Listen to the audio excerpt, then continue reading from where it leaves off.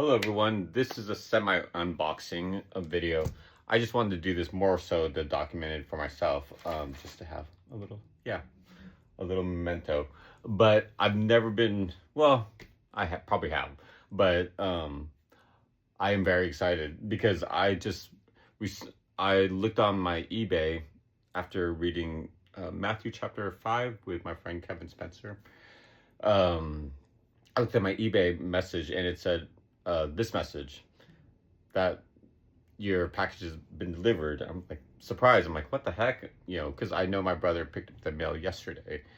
So I decided to just walk my dog Bruin up the hill to check out the mail. And lo and behold, it was here.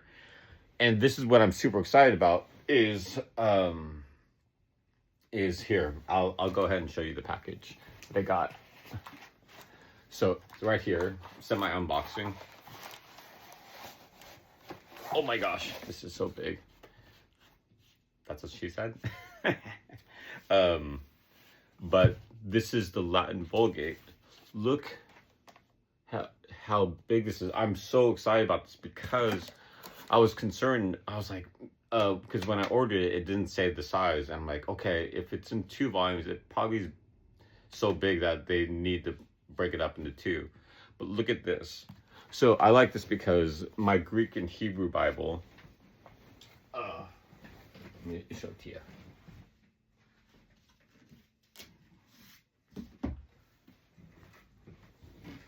These are all the large print editions.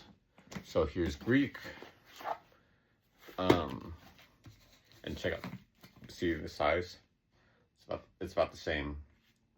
It's the same publisher. It's like basically German Bible printers. It's in German. Let me see the publisher. Basically, the most, as far as I've seen, the scholarly editions of the Bibles that I've seen at seminaries. Deutsche Bibelgesellschaft. If my German friends, maybe Nadia, could translate that for me. But yeah, here's the Greek Bible. My name on it, so I remember. And then here's the New Testament. Oh, in Latin. And yeah, so look at this.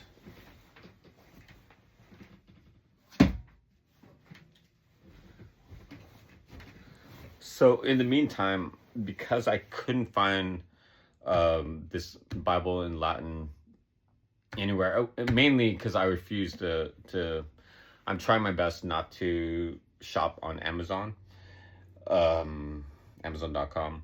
But what was tough was I would go to Catholic bookstores and say, like, do you have the Bible in Latin? And they'd look at me like I was an alien, like, what the heck are you doing? Oh, what, no one asked for that. But they don't say that rudely, but basically, yeah, just most of them, most of them said no. One of them did have them, but they only had 1 copy that got sold. It was down in Little Italy in San Diego. I think the church is like called the Rosary or something, Our Lady of Rosary or something like that. But look at this. Okay, so I borrowed a Bible in Latin from Prince of Peace Abbey, which is the seminary literally just across the freeway from me, or highway. And so I borrowed this, right? But look, this is literally like almost half the size of just the Bible this way. And because, see, look, so literally it's about a quarter size of this, which, when I'm reading the Bible, it's either first thing in the morning or late at night. And I just need the print to be as big as possible, something just to be on my eyes. I don't need glasses, but bigger print is just obviously easier to read. So yeah, so I am super stoked on this. One of my goals, I don't know if I should let the cat out of the bag, but at least I'm trying to do this. I'm trying to write a mass in Latin. It's a very typical form that most classical composers have done. Haydn, Beethoven, Mozart, Johann Sebastian Bach. Um, but I'm trying to make a more contemporary version of it. A lot of it is because when, like, my friend Orlando Greenhill and I, when we go see classical concerts and we hear choirs, a lot of times we'll hear like choirs like singing, and it'll be like singing in a minor key, and him and I will just kind of look at each other and just start laughing because both of us are thinking like, oh my gosh, like if we just put like metal underneath our blast beats under this would be so cool. And so that even happens, when I'll go to Prince of Peace Abbey to go sing, and a lot of times, half the times we're singing in Latin, and I'll hear the music, I'm like, oh my gosh, like I could hear this music under here, I could hear this music under this.